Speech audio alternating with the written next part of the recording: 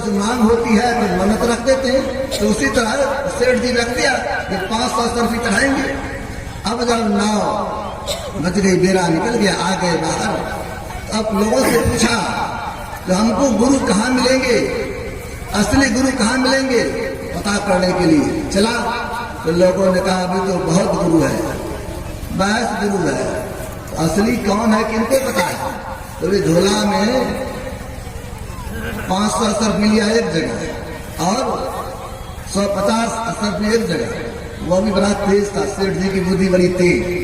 अब ये गए, जो गुरु मिलते थे उसको 5 असर भी चढ़ा देते थे, बढ़िया से प्रणाम कर लेते। अब जैसे असर भी चढ़ाते थे तो गुरु तो बड़ा गदगद हो जाता, पीठ ठोक देते थे। अब घूमते घूमते कई जगह गया, 5 असर भी दे, 5 असर भी दे। जिनके मन में था हम तो बचे हैं 500 असर भी, अब 5 असर में गुरु जी गदगद हो जाते हैं, लगता है असली गुरु नहीं है।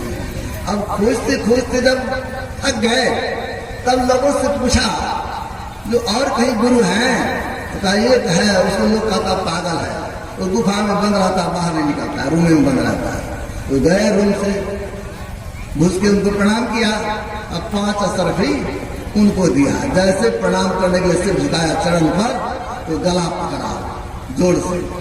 बेईमान कहीं का, सिर सब जगह बेईमानी करता है, तू संसार को ठगता है, गुरु जी को भी ठगता है, तो क्या हुआ।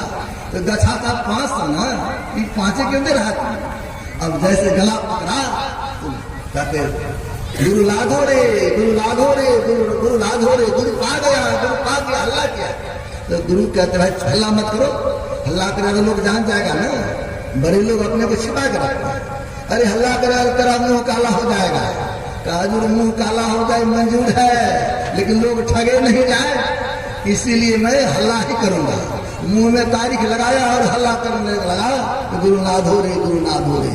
वो कैसे, तो वो कहता है देखो बेटा तू 5 असर भी दे रहा था, हमारे पीठ को देखो। तो जब उनके पीठ को देखा तो पीठ पर कांटी का भाव पड़ा हुआ था। कहा तुम्हारा बेड़ा जब डूब रहा था तुमने पुकारा तो मैं यहां से गया और अपने पीठ के सहारा देकर तुम्हारे नाव को बचाया और तुम तो 5 असर भी दे। ये गुरु होते हैं, गुरु रक्षा करते हैं, हर पल हम लोगों की रक्षा करते हैं। गुरुदेव हम सबों के साथ में रहते हैं, सुख दुख में गुरुदेव की कृपा बनी रहती है, लेकिन हम लोग गुरु को ठीक से याद नहीं करते। अगर ठीक से याद करेंगे तो उनकी कृपा बरसती रहती है, हम लोग याद करने की देर है। इसलिए कहा गुरु पद पंकज सेवा तीसरी भगति अमान। गुरु की चरणों में प्रेम हो, गुरु की सेवा करें, ये तीसरी भक्ति है। और चौथी भक्ति मन गुण गण करे कपट जिगान। कहते हैं भगवान श्री राम मेरे गुणगान करें, भगवान का यश को गावें, ये चौथी भक्ति है। और गुरु से जब दीक्षा लेंगे तो गुरु क्या देते हैं, गुरु नाम दान देते हैं। सदगुरु मोहि दीनी अजर जड़ी सो जड़ी मोहि प्यार है। गुरु क्या करते हैं, नाम दान देते हैं, वही मंत्र देते हैं। उस मंत्र को क्या करना है, ठीक ठीक जपना है। ये भगवान श्री राम कहते हैं, जो कि आमने सामने है, माँ शबरी भी सामने है और प्रभु श्री राम सामने है। और क्या कह रहे, मंत्र जाप मम दृढ़ विश्वासा पंचम भजन सुवेद विकासा। कहते हैं मंत्र का जप करना ये 5वीं भक्ति है। और मंत्र का जप कैसे करें, दृढ़ता के साथ, प्रेम के साथ, दृढ़ता और प्रेम के साथ फिर मंत्र का जप करेंगे तो बहुत लाभ होगा। जपा सिद्धि, मंत्र से सिद्धि मिलती है, लेकिन हम लोग को विश्वास नहीं होता। गुरुदेव तो हमने वो मंत्र बताए है तो बड़ा छोटा, देखने में छोटा लगे, भाव करे गंभीर, देखने में तो छोटा है लेकिन शक्ति बहुत ज्यादा है। जो जितना छोटा रहता है उसमें उतनी अधिक शक्ति होती है, जो सूक्ष्म होता है वह अधिक पावरफुल होता है। तो मंत्र जितना छोटा होगा उतना लाभ। इसलिए भगवान श्री राम कहते हैं तो मंत्र का जप कीजिए, खूब श्रद्धा और प्रेम से मंत्र का जप कीजिए। जो कोई मंत्र को जपता है तो देवी देवता भी उनके वश में हो जाते हैं। मंत्र में ऐसी शक्ति है, आप जिसको बुलाएंगे। एक मंत्र वो जो सिद्ध क्या था, वैसे व्यक्ति से हमारी मुलाकात हो गई। मैंने कहा आप तो मंत्र जपते हैं और सुने हैं आप लोगों को मिठाई दे देते हैं। कहाँ देता तो हूँ, निकालिए तो हाथ उठाया, मैंने देखा हाथ में पूरा मिठाई, उसमें भी जो रसगुल्ला होता है ना, रसगुल्ला में सूखा रसगुल्ला, रस नहीं था, हाथ में दिया, कहा खाइए। हम तो नहीं खाएंगे, लोगों को बांट दिया। तो लोगों को दिया तो फिर कहता बाबा आपको काजू किशमिश दे देते। फिर हाथ उठाया तो काजू किशमिश बुला दिया, उसको हम खाए नहीं।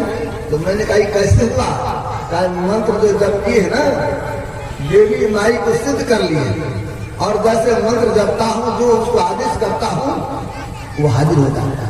एक मंत्र जपने वाले जो तांत्रिक है, वो जब सिद्ध कर लेता है तो उनके अंदर देवता बस हो जाते हैं। और हम लोग अगर मंत्र को सिद्ध करेंगे तो क्या हमें सिद्धि नहीं मिलेगी? हमें भी मंत्र जपने की आवश्यकता। इसी को गुरुदेव कहते हैं कि मानस जप करने की जरूरत है, जिसको भगवान श्री राम कहते हैं मंत्र जाप मंत्र विश्वास, उसको गुरुदेव कहते हैं गुरु मंत्र जप, गुरु ध्यान कर, गुरु सेव कर, अति प्रीति कर, गुरु की आज्ञा मान प्यारे, दर्शना गुरु की कही। ये जो पांचवी भक्ति है, पांचवी भक्ति में ही मानस जप और मानस ध्यान समाहित है, इसी में समाहित है। और छठ दमशील विरति बहु कर्मा नित्य निरंतर सज्जन धर्मा, ये छठी भक्ति दमशीलता, इंद्रियों का दमन हो जाए। इंद्रियों का दमन कैसे होगा?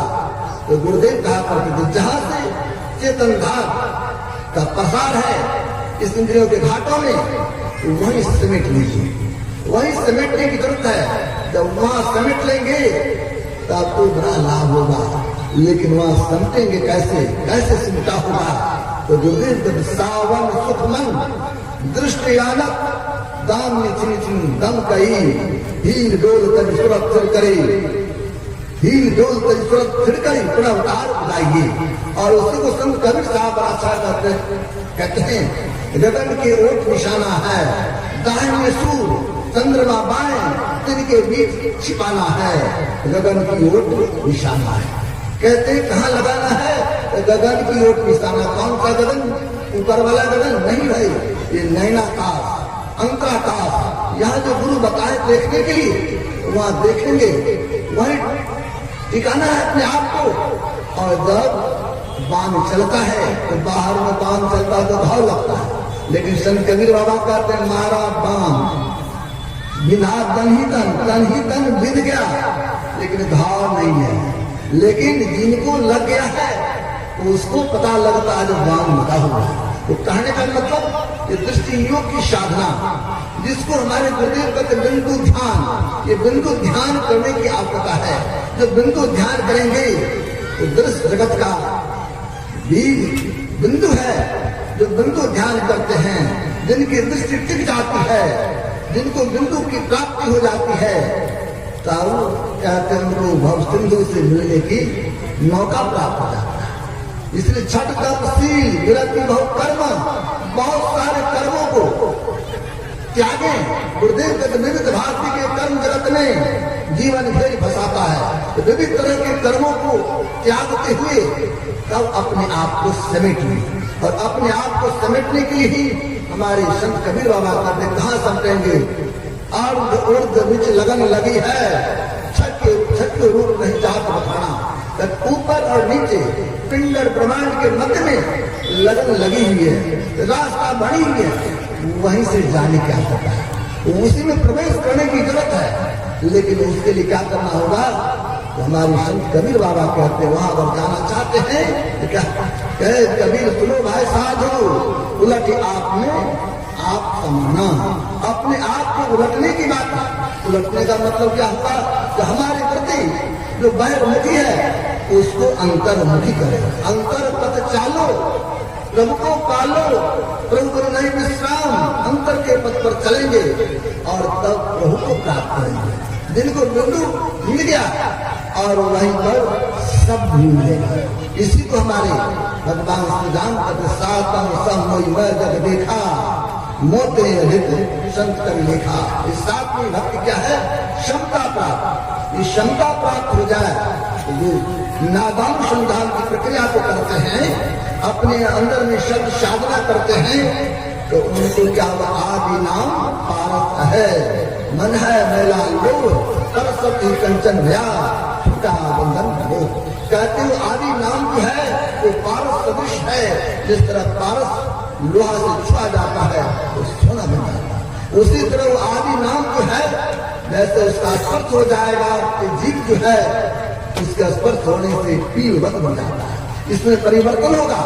उस सब के सहारे जो अपने अंदर में चलते हैं, इसी को हमारे गुरुदेव सत शब्द घर कर चल मिलन आवरण सारे पार में। उस सत शब्द के सहारे चलकर सारे आवरण से पार हो जाएंगे, उस प्रमुख के पास चले जाएंगे। इसी को हमारे गुरुदेव कहते हैं स्थूल सूक्ष्म कारण महाकारण केवल हो के पार पार गमन ही सार भक्ति है।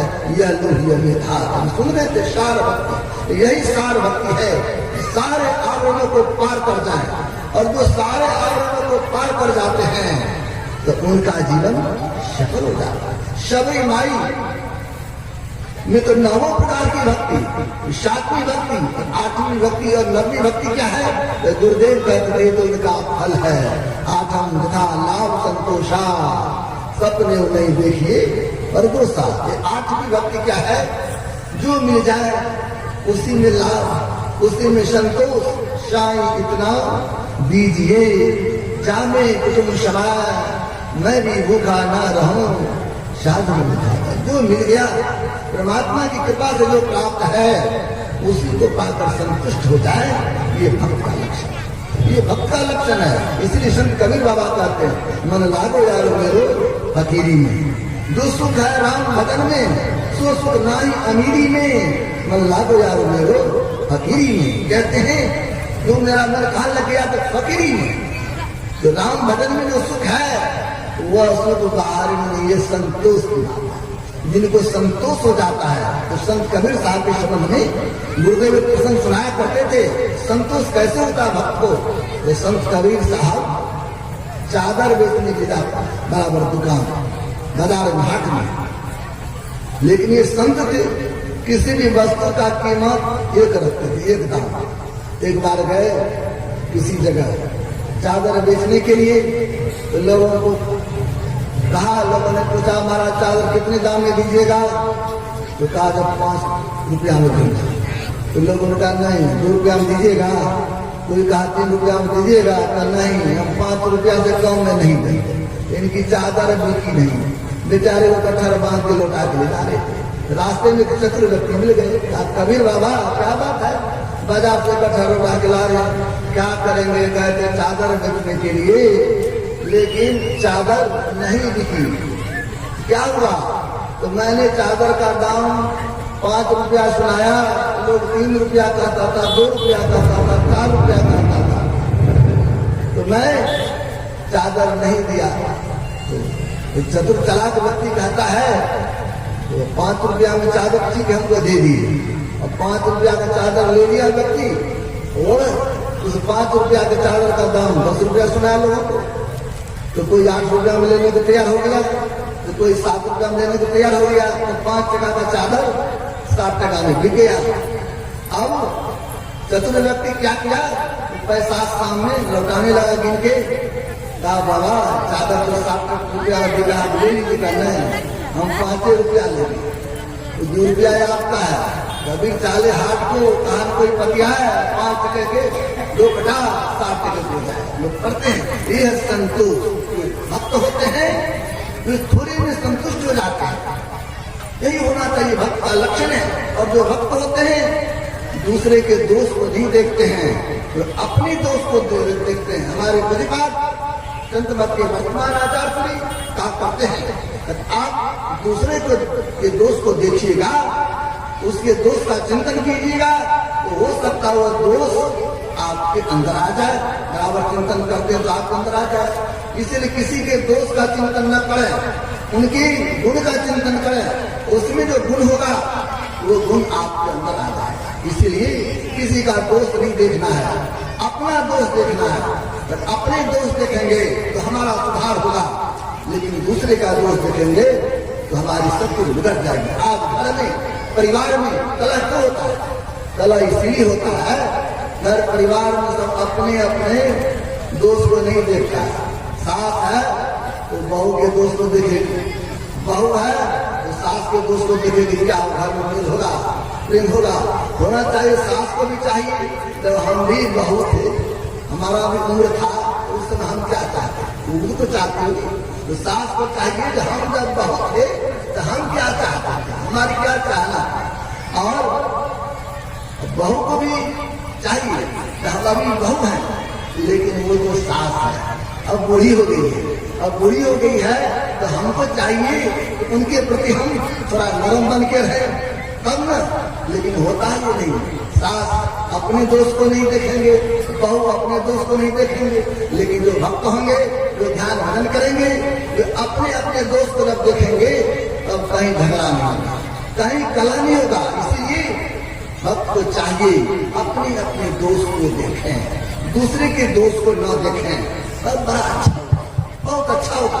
हमें चाहिए हर परिवार में कैसे रहें। और सबरी माई 9 प्रकार के भक्ति में निष्णात थी, और अंत में जोत पावक देहरी बदलीन भाई जल नहीं गई।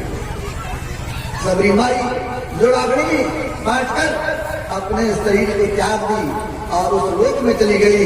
फिर वहां से लौटना नहीं होता है, ये आवागमन का दुख नहीं होता है। तो दरअसल में जो भक्त होते हैं वो परमात्मा की भक्ति कर, परमात्मा को प्राप्त करके परमात्मा भक्त हो जाते हैं। उनका जीवन सुख न हो जाता है, उनका जीवन आनंद न हो जाता है। हमें भी चाहिए संत सदगुरु के चरणास्थ होकर उनसे शिक्षा दीक्षा लेकर अंतर साधना करें। और अंतर साधना करेंगे, अंतर में चलेंगे, तब तो हमारा कल्याण होगा। सिर्फ बाहर की भक्ति से काम नहीं चलेगी। बाहर की भक्ति तो प्रारंभिक है, लेकिन अंत तो सूक्ष्म भक्ति से होगा, सूक्ष्माति सूक्ष्म भक्ति से होगा। इसलिए अंतर की भक्ति करने का होता है। तो हमारे सदगुरु महाराज दोनों तरह की भक्ति करने के लिए सिखाते हैं।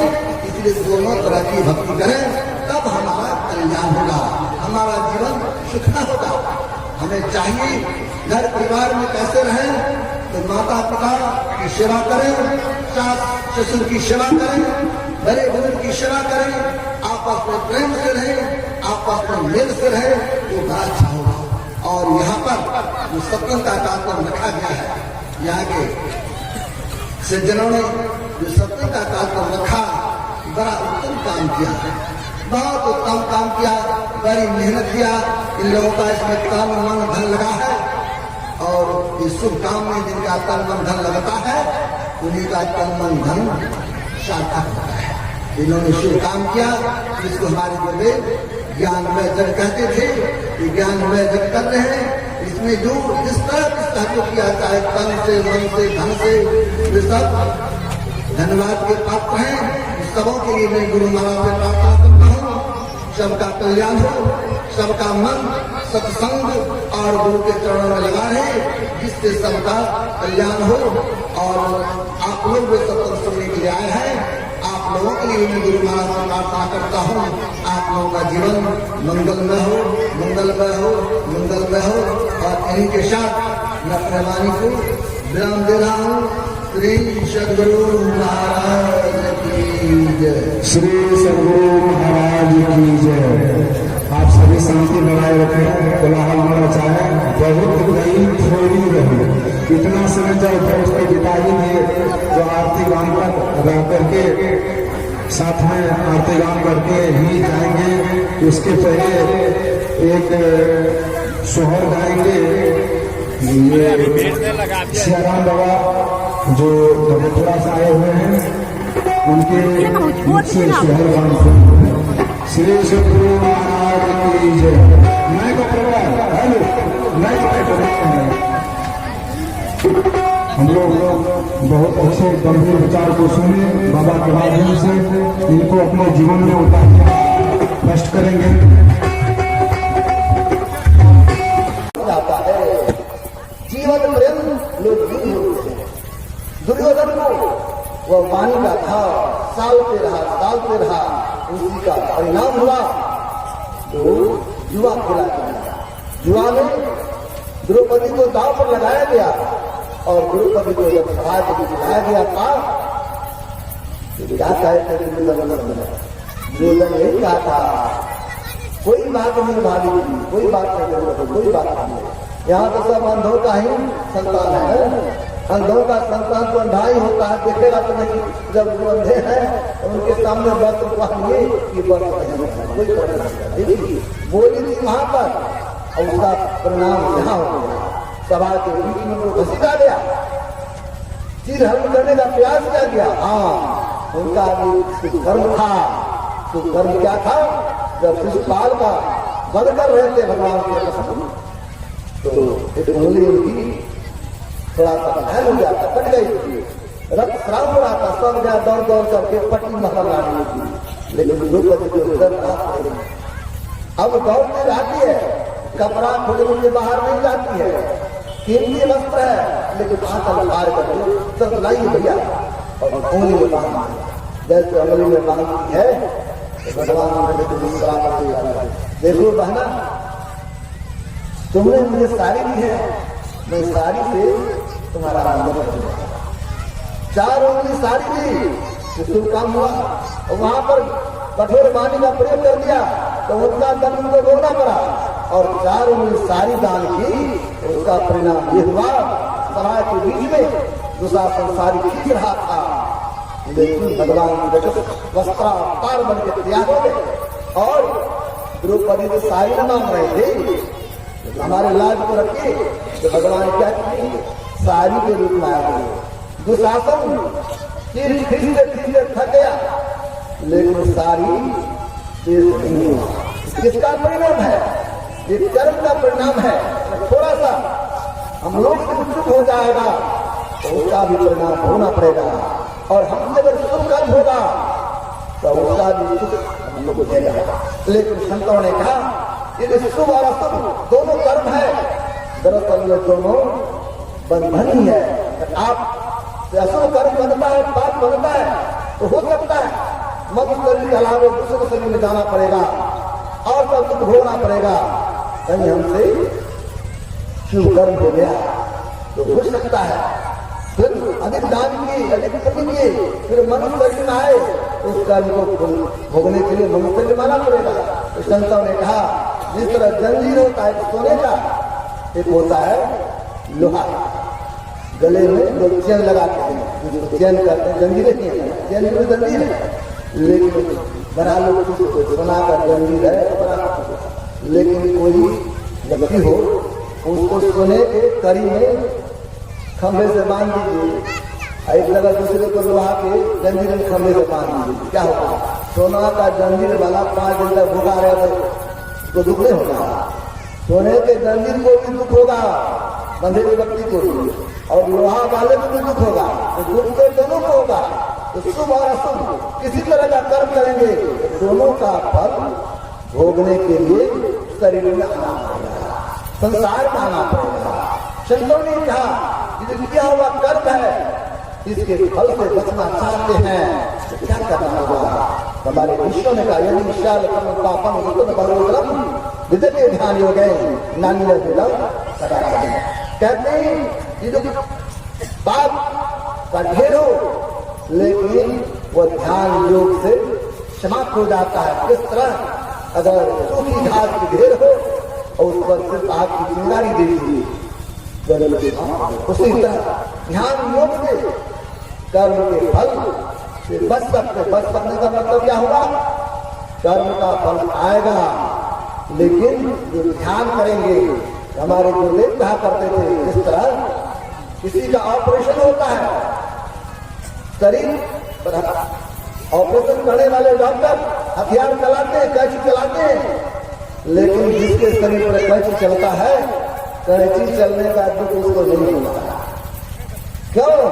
तो क्लोरोफॉर्म नहीं दिया जाता। आजकल तो क्लोरोफॉर्म नहीं दिया जाता, आजकल संज्ञा सुन कर दिया जाता है, संवेदना सुन कर दिया जाता है। इंजेक्शन देकर जिस अंग का ऑपरेशन होता है उसी में सुई नहीं दी जाती है और वो शुद्ध हो जाता है। डॉक्टर लोग कैसी चलाते रहते हैं, चमड़ा कटता है तो दुख होता होगा, दुख तो होता है, लेकिन उस दवाई के प्रभाव के कारण उसका अनुभव नहीं होगा। उसी तरह कर्म का फल आएगा, लेकिन जो ध्यान करेंगे तो वह कर्म का फल आने के बाद भी उसका सुख दुख का अनुभव नहीं होगा। कैसे नहीं होगा?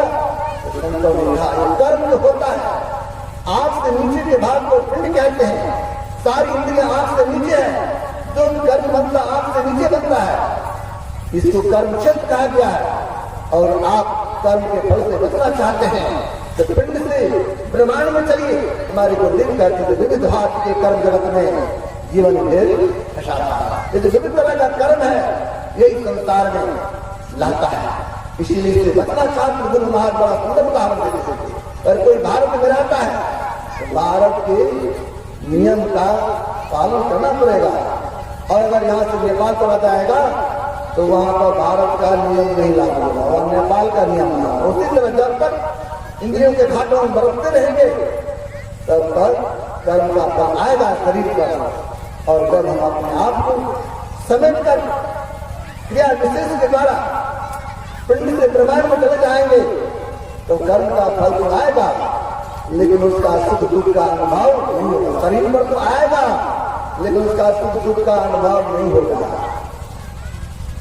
भगवान बुद्ध को जब पेचिश हुआ, दुख से चढ़ाने लगा, तो उनके शिष्य के मन में होता था भगवान को बिना कष्ट। और जब वे समाधि में चले जाते थे किसी तरह कोई कष्ट, तो उनके शिष्य ने कहा महाराज जब आप समाधि में जाते हैं,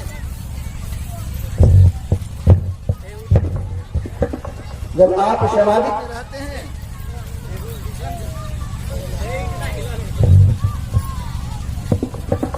श्री सदगुरु महाराज, जब आप समाधि की अवस्था में रहते हैं तो उस समय तो बड़ा प्रसन्न दिखाई पड़ता है। और जब फिर हम लोगों से बात करने के कराहने क्यों लगते हैं, कहा देखो जब मैं समाधि की अवस्था में रहता हूँ तो अपने आप को समेट कर इंद्रियों के घाटों से ऊपर उठा लेता हूँ, इस स्थूल रूप से ऊपर उठ जाता हूँ। इसलिए इस शरीर पर जो दुख आता है उसका अनुभव नहीं होता। तो कहने का मतलब कर्म का फल आएगा, उससे बचना चाहते हैं तो अपने आप को कहाँ ले जाने की आवश्यकता है? अपने आप को पिंड से ब्रह्मांड में ले जाने की आवश्यकता है। इसके लिए संतों ने कहा कि जो ध्यानाभ्यास करते हैं, ध्यानाभ्यास के माध्यम से अपने आप को अपने अंदर समेटेंगे और समेट कर इंद्रियों के घाटों से ऊपर उठाने की जरूरत है। जिसको भगवान श्री राम ने कहा छठ धर्मशील विरत भाव करना नित्य निरंतर सज्जन धर्म, ये छठी भक्ति है जिसको दृष्टि योग की साधना कर। उससे पहले मानव जप और मानव ध्यान में निकाल करता है और दृष्टि योग की साधना करेंगे तो अपने आप को इंद्रियों के घाटों से ऊपर उठा लेंगे। जब अपने आप को इंद्रियों के घाटों से ऊपर उठा लेंगे तब कर्म का फल तो आएगा, लेकिन उसका सुख दुख का अनुभव नहीं होगा। इसी को संत कबीर साहब ने अच्छा कहा, नदी किनारे घर किया कर्जा कर खाए, कर्जदार जब मांगना आवे तो रोजा खत्म नहीं जाए। कहते हैं नदी किनारे घर किया, कौन सा नदी?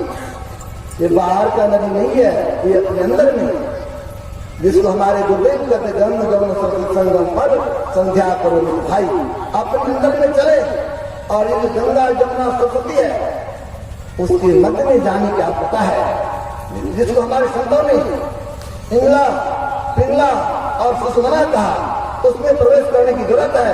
उसमें जब प्रवेश करेंगे तब पिंड से ब्रह्मांड में जाएंगे और फिर वहां बहुत सारे शब्द मिलेंगे, उसमें से जो सार शब्द है उसको पकड़कर अपने आप को उस प्रभु के पास लेके जाएंगे। जैसे चिंता होगा तब इस संसार का जो दुख है इससे छूटे हैं। यही संतों ने कहा। तो कहने का था संसार में आए हैं तो हमें शुभ और अशुभ कर्म का विचार करना चाहिए। और हमारे प्रतिपाद मार्ग संत महाराज अच्छा करते थे, कर भला होवे भला, करके भला तू देख ले, कर बुरा होवे बुरा, करके बुरा तू देख ले। अगर भला करेंगे तो भला होगा और बुरा करेंगे तो बुरा होगा। इसीलिए हम लोगों को चाहिए कि वर्तमान को हम ठीक करें, वर्तमान को बनाएंगे तो हमारा भविष्य भी बनेगा। इसीलिए वर्तमान हमारे हाथ में है, वर्तमान हमारे साथ में है, इसलिए वर्तमान को बनाइए। देखिए जो वर्तमान में जीता है उनका जीवन सुखमय होगा। बच्चे को देखिए, छोटा छोटा बच्चा रहता है, वो वर्तमान में जीता है, वो भविष्य में क्या होगा भविष्य का ख्याल उसको नहीं है, और क्या हुआ पीछे उसको भी याद नहीं रहता। वर्तमान में जीता है तो भूख लग गया तो दौड़ के पास माँ के पास जाए, माँ से भोजन मांग लिया, माँ खिला देती है, मस्त भविष्य में क्या खाएंगे, दूसरे सामने जाकर सोचता बच्चा कुछ नहीं सोचता, वर्तमान में जीता है बड़ी आदमी है। और जो युवा रहते हैं वो कहाँ जीते हैं, युवा वर्ग के लोग भविष्य में जीते हैं।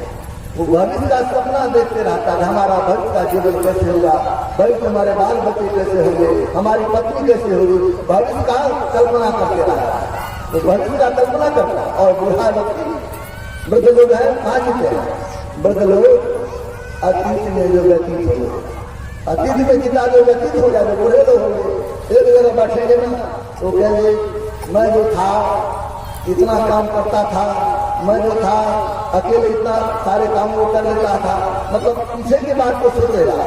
और बच्चे के सामने भी जाएगा, बेटा पतोह के सामने भी रहेगा तो पुराना बात याद करेगा, हम बेटा अकेले से करते थे और तुम लोग नहीं करते, जिसके बाद घर में निकला होता पीछे की बात करता है। तो वर्तमान में कहे ना तब फिर कोई परेशानी नहीं होगा, पीछे की जो तुलना करने लगता है तो परेशानी हो जाती है। इसलिए संतों ने कहा वर्तमान आपके हाथ में है, वर्तमान आपके साथ में है, जो व्यतीत हो गया वो लौट के नहीं आएगा। जो भविष्य है तो भविष्य घर में छिपा होता है। भविष्य को आप बनाना चाहते हैं तो वर्तमान को बनाइए, आप वर्तमान को बनाइएगा तो स्वतः आपका भविष्य बन जाएगा। मानव अपना भाग्य निर्माता स्वयं है। लोग कहता है हमारे भाग्य में लिखा नहीं है, भाग्य को कौन लिखता है, भाग्य को कौन बनाता है, भाग्य को हम अपने कर्मों से बनाते हैं, अपने कर्मों से भाग्य को बनाते और बिगाड़ते हैं। इसीलिए वर्तमान को ठीक कीजिए। वर्तमान में ठीक कैसे होगा, हमारे बुद्धि पर अच्छा नहीं किया, वर्तमान को बनाने में क्या करना होगा, सत्संग नृत्य और ध्यान नृत्य। अगर वर्तमान में सत्संग करेंगे, ध्यान करेंगे, सत्संग नृत्य और ध्यान नृत्य रहिए करस्थ हो, तब विचार चोरी नशा हिंसा झूठ करना। जब पाप को त्यागेंगे वर्तमान में और रोज सत्संग ध्यान करेंगे, सत्संग ध्यान से जुड़ के रहेंगे तो हमारा भविष्य सारा विचारिए तो भविष्य सुखना होगा कि नहीं, भविष्य सुखना होगा। जो आप पहले कर लिए तो उसको आप मिटा सकते हैं नहीं, उस पर आपका अधिकार है नहीं, लेकिन वर्तमान को तो आपका अधिकार है। इसलिए वर्तमान को कबीर साहब ने इसलिए लिखा, सुकरत कर ले नाम सुमर ले, को जाने कल की जगत में खबर नहीं पड़ा। सुकरत कीजिए और नाम सिमरिए, इसी से आपका वर्तमान बनेगा। इसलिए वर्तमान आपके हाथ में है, वर्तमान आपके साथ में है। आप वर्तमान को बनाइएगा तो स्वतः आपका भविष्य बनेगा। तो वर्तमान को बिगाड़िएगा आपका भविष्य बिगड़ जाएगा। इसलिए संतों ने बड़ा अच्छा कहा कि वर्तमान को ठीक कीजिए और वर्तमान को ठीक करने के लिए सत्संग क्या करता, सत्संग हो बैठते हैं। इसीलिए पहले का सत्संग नहीं, पहले सत्संग को आगे रखा, इसके बाद ध्यान को रखा। जब वर्तमान में सत्संग में लगे रहेंगे, जो सत्संग में लगे रहेंगे तो उनसे पाप नहीं होगा, स्वतः उनसे पाप नहीं होगा। और जिनसे पाप नहीं होगा उनसे ध्यान होगा। लोग कहते हैं ध्यान करने से पाप कट जाता है, गुरु महाराज की वाणी में लोग कहते हैं ध्यान करने से पाप कट जाता है। ऐसी बात नहीं है, पाप भी करते जाए और ध्यान भी करते जाए, मेहनत प्लस हो जाएगा। ये जो घटा होगा गुरुदेव कहते ये हिसाब वहां नहीं लागू होगा। जितना आप कर्म किए हैं उसका फल आपको सुख मिलेगा, और आपको जितना अशुभ कर्म बना है तो उसका आप बहुत दुख के रूप में। इसलिए विचार करें किस तरह हमें रहना चाहिए संसार में ऐसे रहें। संतों ने कहा संसार में रहें, शुभ कर्म करते रहें, परमात्मा को याद करते रहें, संत सदगुरु के चरणास्थ होकर उनसे शिक्षा दीक्षा लेकर अंदर साधना करते रहें और अपने आप को पांच पाप से बचा के रखें, संत सदगुरु के चरण कमल बना के रखें। तब स्वतः हम लोगों का वर्तमान अगर ठीक रहेगा, अपने आप हम लोगों का भविष्य उत्तम हो जाएगा, भविष्य का जीवन हमारा सुख में होगा। यही आप लोगों की सेवा में दो शब्द रखा। घड़ी कुछ संकेत कर रही है, इसीलिए मैं अपने वाणी को विराम दे रहा हूँ। श्री सदगुरु महाराज की